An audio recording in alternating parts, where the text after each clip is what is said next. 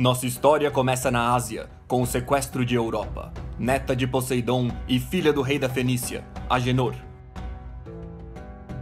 Europa é uma linda donzela que, no litoral do mar de Tiro, brinca com suas companheiras. Do alto do céu, Zeus vê-la se banhar. Ela está na praia, num espaço aberto. Zeus a vê e logo a cobiça. Assume a forma de um magnífico touro branco, com chifres em forma de meia-lua. O touro chega perto, ele parece manso, ela faz um carinho e ela acaba subindo em seu dorso. E eis que o touro se lança, pula na água e atravessa o mar, em direção à Grécia. Agênor, inconformado, fala a toda a sua família: saiam em busca de minha filha e não voltem até que a encontrem. E se não a encontrarem, que não voltem. Enquanto isso, na Grécia, Zeus se instala em Creta com a Europa. Eles têm 2 filhos, Radamantes e Minos. Quanto à família de Agênor, um de seus filhos, Cadmo, vai ao oráculo de Delfos perguntar o que ele devia fazer. O oráculo lhe diz: esqueça de achar sua irmã, você não vai encontrá-la. Ao invés disso, ache uma vaca, siga essa vaca até que ela canse e desabe, e lá você fundará uma cidade. E assim que ele sai de lá, ele encontra uma vaca com marcas lunares e ele sabe que essa é a vaca. E ele a segue e ela cai bem na região em que ele fundaria a cidade de Tebas, futuramente a terra de Édipo. Mas Cadmo precisa fazer um sacrifício a Atena antes de fundá-la. E quando ele manda buscar água para o sacrifício, seus soldados vão até a fonte de Ares e acabam encontrando um dragão que os mata. Cadmo, revoltado, vai até lá, mata o dragão. E seguindo a orientação de Atena, ele pega os dentes desse dragão e joga-os na terra, e sacrifica a vaca a Atena. Mas assim que isso acontece, ele vê, surgindo da terra, de onde ele jogou os dentes do dragão, homens com escudos, armaduras e armas, prontos para o combate. São os semeados, nascidos da terra. Cadmo, preocupado que eles podem acabar se voltando contra ele, decide jogar uma pedra lá no meio, para ver se eles brigam entre si. E eles começam uma guerra enorme entre eles e sobram só 5. Esses 5, nascidos da terra, acabarão se misturando com a família do Cadmo depois, mas Ares não deixa barato. Como pagamento pela morte do dragão, ele exige que Cadmo o sirva por anos e anos, como escravo.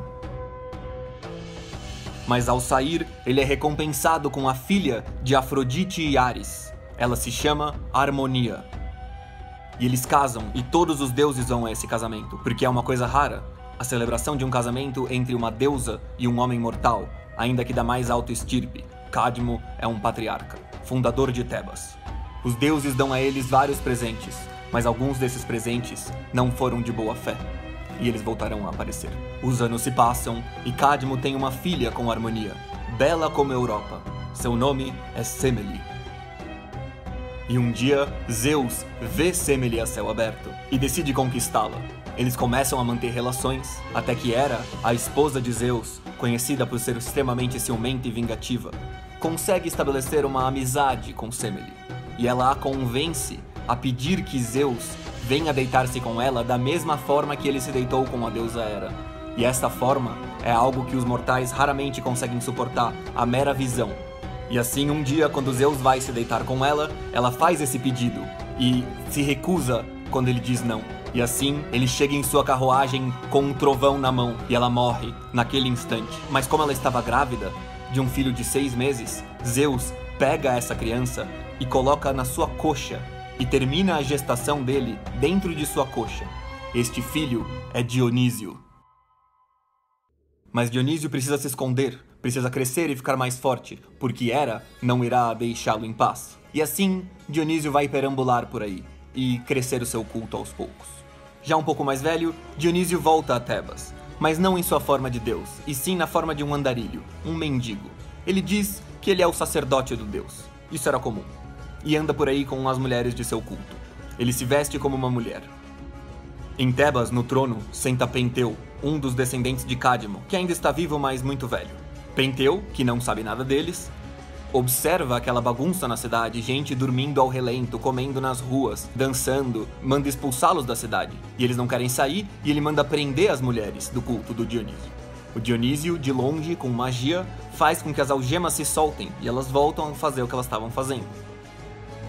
Penteu revoltado, manda prenderem o sacerdote, que na verdade é o próprio Dionísio. E o Dionísio é preso dentro do calabouço do palácio de Penteu, que deixa a situação estar e vai embora. Mas a noite chega e de repente Penteu percebe que o palácio está em chamas. Tudo queima, tudo desaba.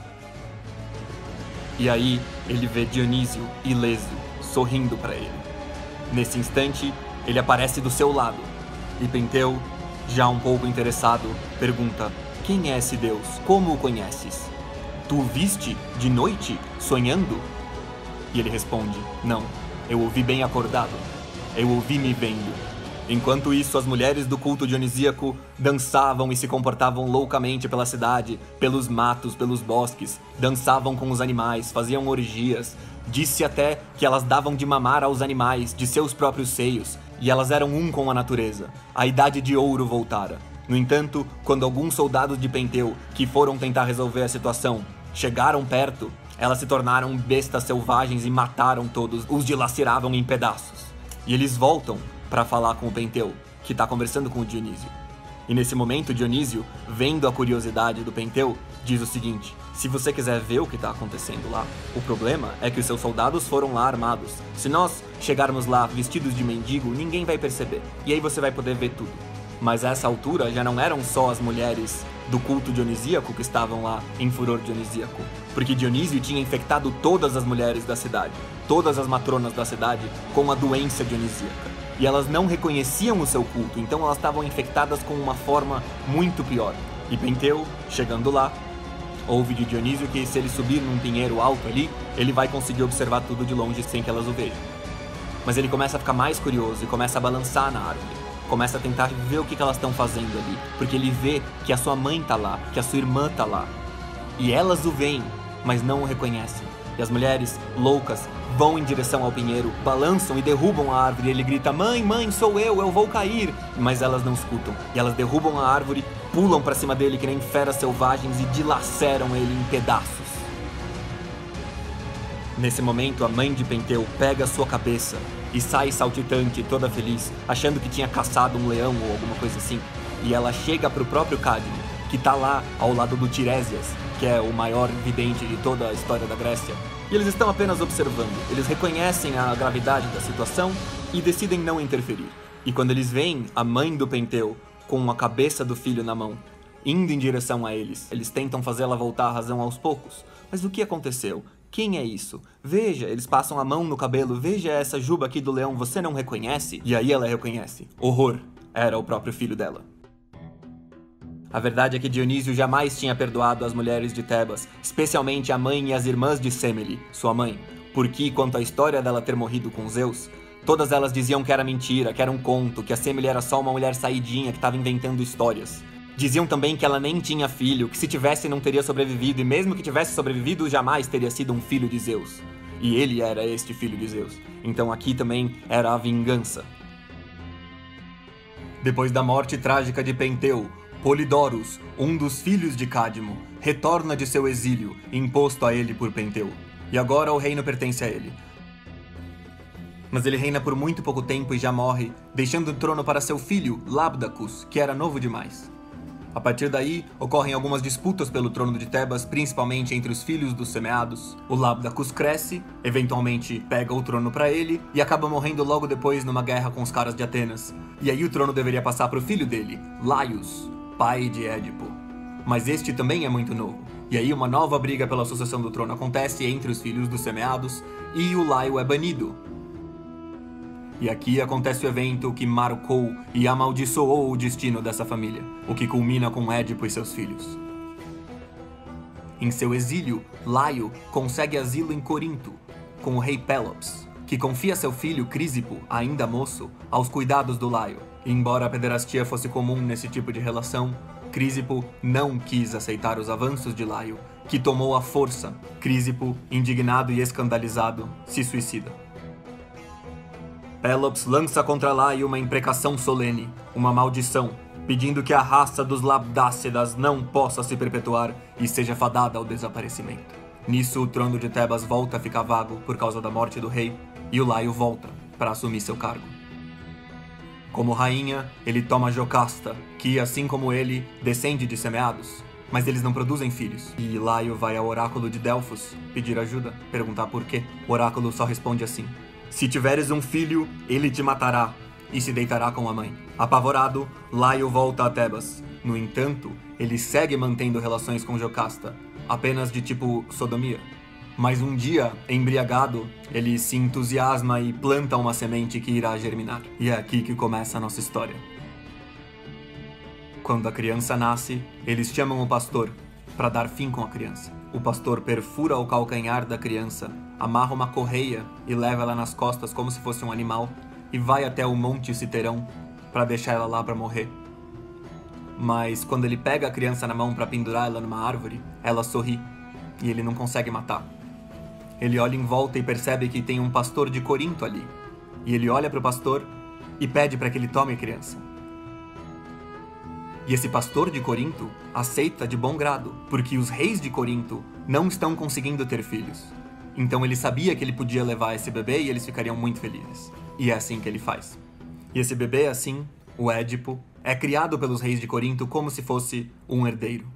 E os outros jovens da elite de Corinto têm inveja dele. Quando ele chega à adolescência, ele é mais belo, mais forte, mais corajoso, mais inteligente.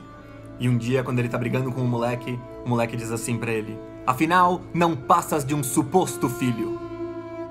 Ele fica preocupado, volta pra casa, pergunta pros pais se é verdade, se ele é mesmo um filho deles ou não. E eles respondem de um jeito meio desviando. Eles respondem assim: essas afirmações são uma bobagem. Isso não tem importância. As pessoas são invejosas, inventam qualquer tipo de coisa. E isso deixa ele mais preocupado. E aí ele decide ir pro oráculo de Delfos perguntar se ele é ou não filho dos reis de Corinto. Mas o que o oráculo responde é simplesmente o seguinte: matarás teu pai, deitarás com tua mãe. Assim, horrorizado, ele decide fugir para o mais longe possível de Corinto. E ele foge. Mas acontece que nessa época, Tebas passava por uma fome terrível, uma peste tremenda, que devastava a cidade. E Laio, que se dirigia até o oráculo de Delfos para pedir uma ajuda quanto ao que estava acontecendo em seu reino, encontra Édipo, que tinha saído do oráculo de Delfos e estava indo para longe. Na encruzilhada em que eles se encontram, que era uma encruzilhada de 3 caminhos, não dava para passar 2 carruagens, 2 charretes ao mesmo tempo. Então, o Laio, que é um rei, pede pro seu cocheiro mandar o cara dar passagem. E o cocheiro pega o cetro dele e dá uma porrada no cavalo do Édipo e diz: dê passagem. O Édipo, que não é flor que se cheire, fica furioso, mata o cocheiro, mata os caras que estão com eles e mata o Laio, ali naquela encruzilhada. E segue seu caminho como se nada tivesse acontecido, porque aos seus olhos ele estava na razão. Quando ele chega a Tebas, ele vê, na porta da cidade, a calamidade que a acomete. A esfinge, com seios e cabeça de mulher, corpo e patas de leoa. Ela se instalou às portas de Tebas, ora sobre uma coluna, ora sobre um rochedo mais alto, e se diverte propondo enigmas aos jovens da cidade.